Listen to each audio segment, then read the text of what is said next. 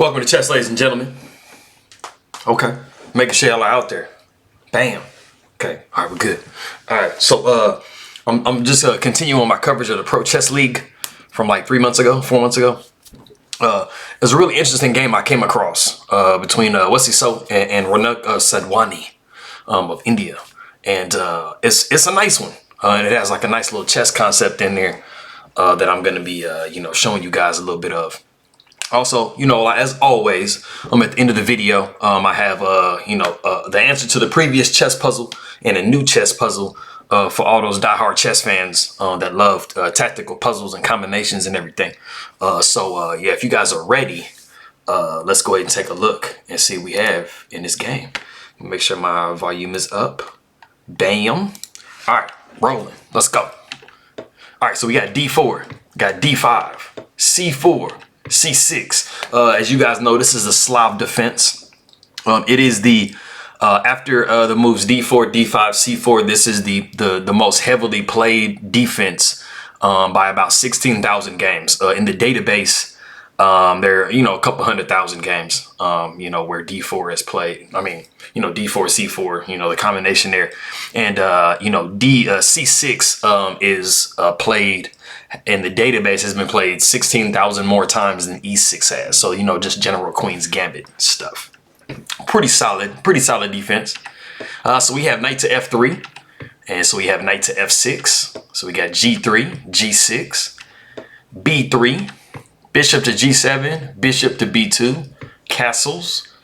All right, so we got bishop to G2, B6, castles, and bishop to B7. So as you can see, we have a completely hyper-modern, like in all respects, opening. We have the bishops on B2, G2, B7, and G7. So like I was saying last video, we have the hyper-modern. Two different schools. We have the hyper-modern with the bishops, influencing the center from afar, and, the direct classical, school, romantic school, where we have the pawns in the center. And this is going to be very relevant later because the guy that I mentioned, Alexander Aaron Nimzovich, it's gonna become relevant here in a minute once I show you what I have to show you. But yeah, so we have knight to C3 coming, and knight B to D7. You have to always make sure that you're noting the correct knight that has moved. All right, so we have queen to D3, and this is the novelty of the game. There's about 6 or 7 different moves that have been played in this position. And queen to D3 is the first time, so it's an idea that Wesley So introduced himself. And so most generally, we would see queen to C2. That's the most heavily played. I think it has about 26 games in the database. And we'd see E6 and just like rook F to D1. So like I said, we do have queen to D3 for the first time in history. And so we got E6. So we got rook A to D1. So queen to C7, just making sure we sidestep any tactics on that D file. So we have E takes D5, pawn takes D5. We got B4. Okay, and so in this particular position, Black is playing very well. They have a pretty solid advantage, and they have an ability to attack. So this particular situation for White, B4 is not really a move. Well, B4 is not really a move that has been seen before, especially in these positions, and so it's giving Black a really solid advantage if they were to be able to find the correct course of play, so we see B5 from Black, and kind of going with the A5 situation, just attacking. You moving the B4 pawn was considerably stronger. And I mean, I think it's for those of you that have actually played in chess tournaments before and have played somebody who is who you would consider better than yourself. There's sometimes where you'll be playing a position and somebody will make a move that doesn't really look right, but then you're kind of thinking, man, this person's like, a couple 100 points higher than me. Like maybe they're seeing something. You always kind of start thinking like, man, maybe I'm missing something. And so, you can very easily get intimidated by a player. And this, And for a little while in this game, you see a situation where Raunak is intimidated by Wesley So, because in reaction to Wesley So playing like a pretty subpar move, he'll play another subpar move. So he's kind of matching it. So he's a little fearful of taking that advantage that Wesley's giving him. So we see B5 just trying to shut down whatever he thinks Wesley So is trying to do. And so we see A4 and A6. Taking on A4 was good.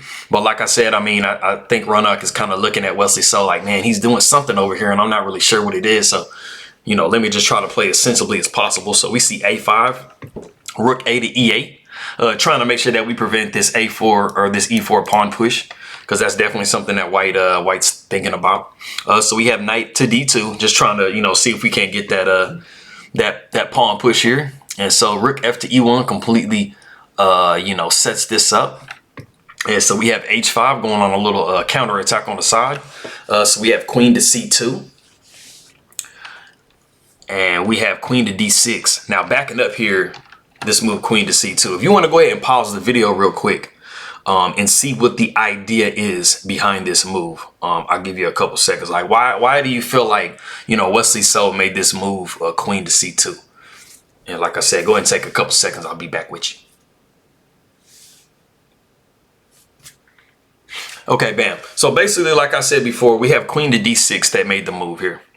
And so the problem that you have with this particular situation as black is the fact that you have the queen undefended on this square here. So if you just make like what seems kind of like a natural move, like let's say like Rook to E7, you would see Knight takes D5. And so we're exploiting the fact that this queen is undefended here. And so we'd see Knight takes, and then we'd see Bishop takes, and you see White has won a pawn.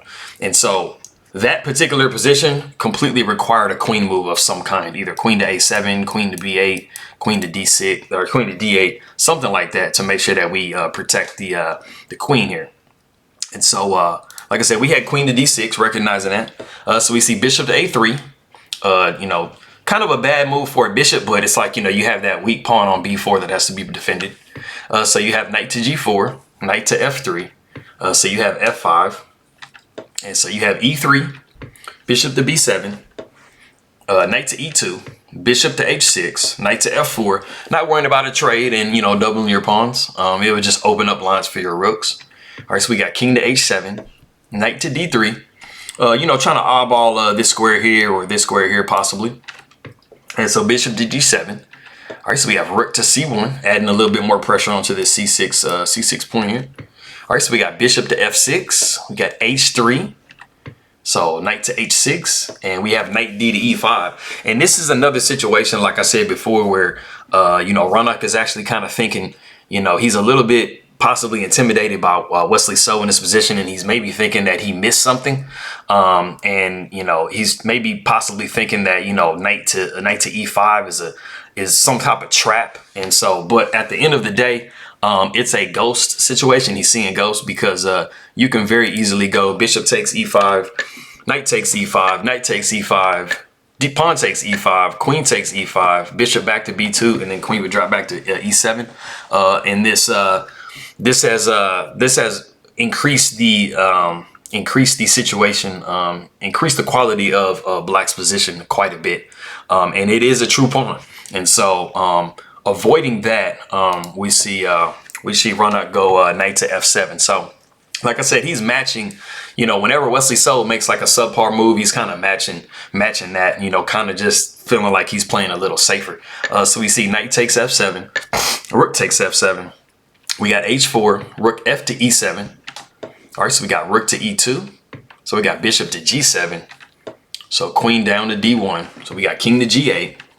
All right, so Rook E to C2. All right, so King to H8, Rook to C3, Bishop to F6, Rook 1 to C2. We have King to G7, and we have Queen to C1. And like I said before, the thing that I had to show you guys, for a lot of you guys out there that are pretty experienced playing a game of chess, you are familiar with this setup. And this setup here with the two rooks in front of the queen is called Alekhine's gun. And I have a game here for you.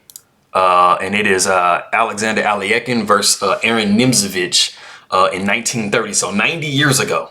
And like I said before in my previous video, I showed you guys my system by Aaron Nimzovich. He was one of the main proponents of, you know, the hyper-modern school. So this is a perfect hyper-modern game we're playing here. And so getting that out of the way here. You know, we have rook to c8. We have knight to e1. Trying to redirect the knight so we can get in one of these little outpost squares here. And so we have rook e to e8. So knight to d3. King to h7. So knight to f4. And queen to f8. The unfortunate thing about the move queen to f8 or even queen to e7 is it completely abandons this c6 pawn. And so it allows Wesley So to make a beautiful, you know, what's it called? A beautiful exchange sacrifice. Man, I couldn't think of it. So we see rook takes c6, bishop takes c6, rook takes c6, and we see knight to b8. And so something, you know, something that's kind of similar in the situation would have been rook takes c6, and after queen takes c6, we would see knight to b8, trying to knock that queen away. And so we would be moving the queen over, trying to maintain, you know, the attacking on this rank here. And so rook would come to c8. We see bishop takes d5, queen to e7, bishop to e6. And as you can see, this square is protected by the bishop, and this pawn is going to start having the ability to roll here. And so, you know, being down the exchange isn't that bad in this particular situation. But like I said, we see rook takes c6, knight to b8, and then not rook takes, but we see rook to c7 with check. And so we see rook takes c7, queen takes c7, bishop to g7, and we see bishop takes d5. So something kind of, you know, similar to what we saw a second ago. But so we see rook to c8, and so we just kind of sidestep that with queen to b7, rook to e8, and we see rook to f7. And unfortunately, it's in this position that Raunak actually resigns because there's just really not a lot that you can do in defense. As the computer suggests, the best possible move is rook to e4, and you'll see why that move is the most popular move. Because, you know, if you were to go, let's say you were to go rook to e7, you would see bishop g6 check, king would come to h8, and you see queen to f3, and there's really not a way to defend this pawn here. And so, like I said, that's the reason why you saw, you know, that's the reason why you saw that. But that is that game. And so here is the chess puzzle that I had before. And I'll put a link in the description on this is a Bowden's mate. So for those of you that are familiar, you might would have noticed knight to b6 with check. And, you know, that's a very forcing move. You know, you have to take back with the pawn on b6, and then you would have a nice little queen sacrifice on c6 with check. Only move b takes c6, and you'd have bishop a6 mate. And like I said, I'll put a description down there on that particular mate. And this is the next one for you guys.